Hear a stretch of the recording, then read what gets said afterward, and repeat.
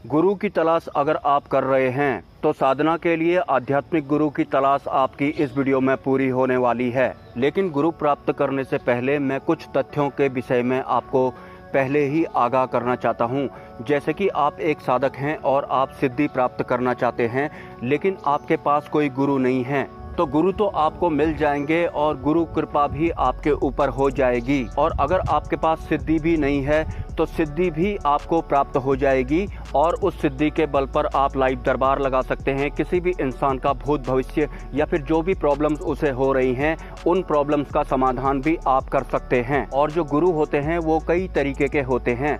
मैं इस वीडियो में सिद्धि वाले, साधना वाले गुरु के बारे में चर्चा कर रहा हूँ। जैसे कि मैं अगर अपनी ही बात करूँ तो साधना वाले गुरु मेरे कोई और हैं, मोक्ष यानी मुक्ति वाले गुरु मेरे कोई और हैं, और जो रूहानी गुरु होते हैं वो मेरे कोई और हैं। लेकिन इस वीडियो में मैं साधना करने के दौरान एक साधक को जो गुरु की जरूरत पड़ती है, उस गुरु के बारे में ही आपको जानकारी देने जा रहा हूँ। और जिन गुरु के बारे में मैं आपको बताने जा रहा हूँ वो किसी भी तरह का कोई पैसा वगैरह नहीं लेते हैं और उनके पास माता पराशक्ति की एक सिद्धि भी है। लेकिन गुरु कृपा प्राप्त करने के बाद एक साधक जो गलती करता है, आप वो गलती ना करें, इस विषय पर ही मैं इस वीडियो में बताने जा रहा हूँ।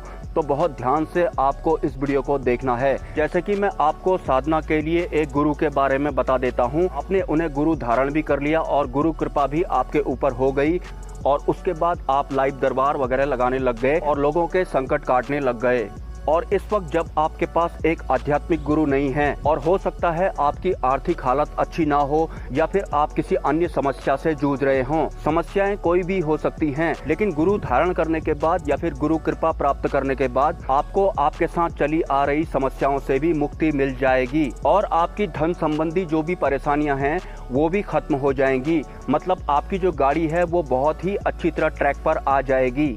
तो गुरु धारण करने के बाद जब आपकी गाड़ी ट्रैक पर आ जाती है या फिर जब आप लाइव दरबार लगाने लग गए होते हैं, दूसरे लोगों के संकट काटने लग गए होते हैं, तो यकीनन थोड़े समय पहले जिन भी परेशानियों की वजह से आप साधना के क्षेत्र में आए थे, आप उन परेशानियों को भूल जाएंगे और समाज में आपका मान बढ़ रहा होगा। तो इससे आपके अहंकार को भी बल मिलेगा, मतलब आप ज़्यादा इगोइस्टिक हो जाएंगे। और उस बीच में अगर आप उन गुरु से संपर्क करते हैं जिनके बारे में मैं आपको बताने जा रहा हूँ, वो अगर आपका फ़ोन नहीं उठाते हैं या फिर आपका व्हाट्सएप पर रिप्लाई नहीं करते हैं या फिर फिजिकली अगर आप उनके स्थान पर जाते हैं तो वो आपको नहीं मिल पाते हैं, तो आपके मन मस्तिष्क में गुरु के प्रति किसी भी तरह का बुरा विचार नहीं आना चाहिए।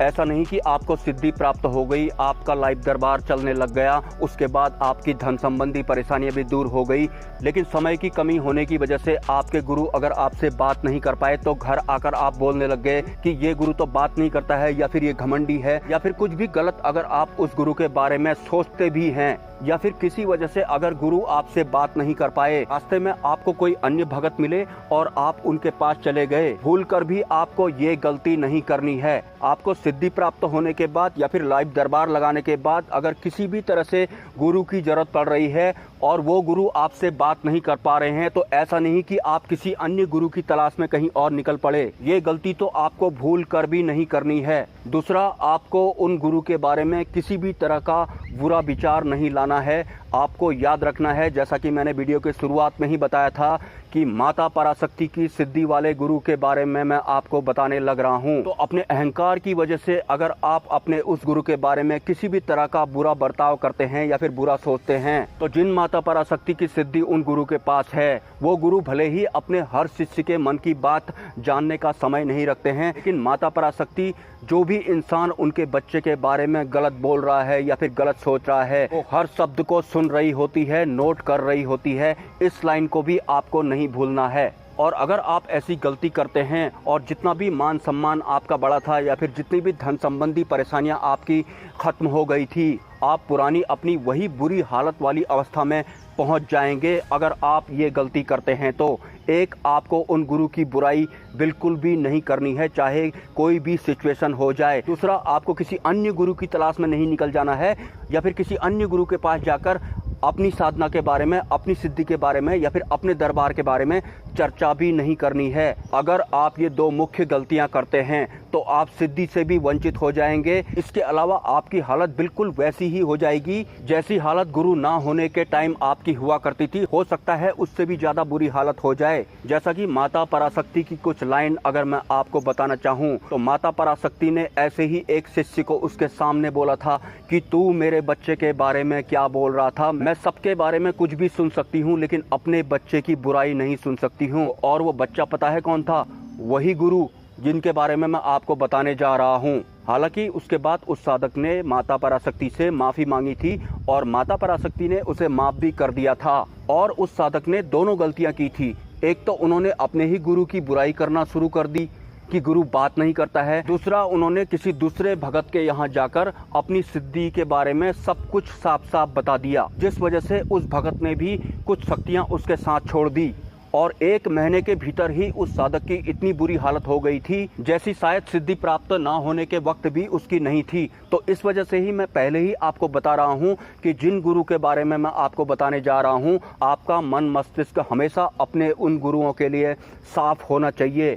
ऐसा नहीं कि आपका दरबार चलने लग गया तो घमंड में आप अपने गुरु की ही बुराई करने लग गए। आपको भूलना नहीं है कि माता पराशक्ति की सिद्धि उन गुरु के पास है और उन्हीं की गुरु कृपा आपको प्राप्त होने वाली है। अगर इस वक्त आप बहुत बड़ी परेशानी से जूझ रहे हैं तो आपको अपनी ये परेशानी वाली अवस्था को बिल्कुल भी नहीं भूलना है। आपको अपने दिमाग के एक कोने में इस परेशानी वाली अवस्था को संभाल कर रखना है, क्योंकि सिद्धि प्राप्त होने के बाद और गुरु कृपा प्राप्त होने के बाद आपका ईगो भी बढ़ेगा, आपका घमंड भी बढ़ेगा। उस केस में ही साधक गलती करता है और गुरु कृपा से भी वंचित हो जाता है, सिद्धियों से भी वंचित हो जाता है। वो किसी भी तरह का कोई चार्ज नहीं लेते हैं। हाँ, स्वेच्छा से अगर आप देना चाहें तो आप दे सकते हैं। तो आपको मेरे इस वीडियो में बताए गए 2 पॉइंट्स पर बार बार वर्क करना है, बार बार इस वीडियो को देखना है कि गुरु प्राप्त होने के बाद या फिर सिद्धि प्राप्त होने के बाद अगर आपका ईगो बढ़ जाता है या फिर आप घमंडी हो जाते हैं तो भूल कर भी आपको अपने गुरु के बारे में बुरे शब्द बोलने नहीं है या फिर सोचने भी नहीं है। दूसरा, अगर आप भगत बन जाएंगे तो सीधी सी बात है अन्य भक्तों के बारे में भी आपको पता जरूर चलेगा। तो ऐसा नहीं कि दरबार चलाने के बाद भी अगर आपको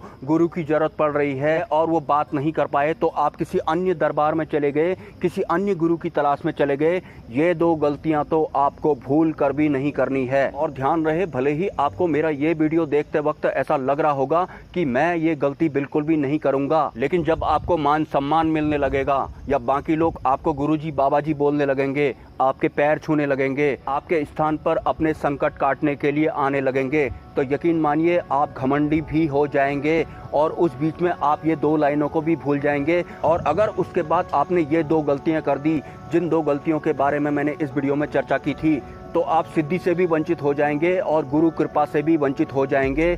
ऊपर से आपकी आर्थिक हालत जो कि बहुत अच्छी हो चुकी थी या फिर जो भी परेशानियां आपके साथ में चली आ रही थी जो खत्म हो चुकी थी, वो और भी प्रबल रूप में आपके सम्मुख खड़ी हो जाएंगी और आपके पास सिद्धि भी नहीं होगी और गुरु कृपा से भी आप वंचित कर दिए जाएंगे। हालांकि इस वीडियो में मैं उन गुरु का नेम रिवील नहीं करने जा रहा हूं और मैं चाहता तो इसी वीडियो में उन गुरु के बारे में साफ साफ आपको बता देता और जिन गुरु की तलाश आप आज तक साधना के लिए कर रहे हैं वो गुरु भी बहुत आसानी से आपको प्राप्त हो जाएंगे। क्योंकि मुझे पता है कि साधक क्या गलतियां गुरु प्राप्त होने के बाद या फिर सिद्धि प्राप्त होने के बाद करते हैं। इस विषय पर ही मैं पहले ही आपको तैयार करने के लिए इस तरह का वीडियो बनाने लग रहा हूं। तो बार बार आपको वो 2 पॉइंट जो कि मैंने इस वीडियो में बताए थे, आपको उनके बारे में गौर करना है, विचार करना है। और अगर आपको लग रहा है कि आप गुरु प्राप्त कर लेंगे और गुरु कृपा प्राप्त करने के बाद या फिर सिद्धि प्राप्त करने के बाद घमंड में आकर आप इस तरह की गलती नहीं करने वाले हैं, तो आप कमेंट में लिख देना कि मैं तैयार हूँ।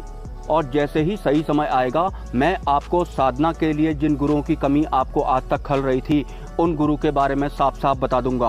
अगर आपके कोई सवाल हैं तो आप मुझे कमेंट कर सकते हैं और अगर आप इस चैनल को सपोर्ट करना चाहते हैं तो इसी वीडियो के कमेंट सेक्शन में आपको एक UPI ID मिल जाएगा। स्वेच्छा से आप सपोर्ट कर सकते हैं, कोई ज़बरदस्ती नहीं है। मिलते हैं नेक्स्ट वीडियो में। ब्रह्मा, विष्णु, महेश, जय मां पराशक्ति।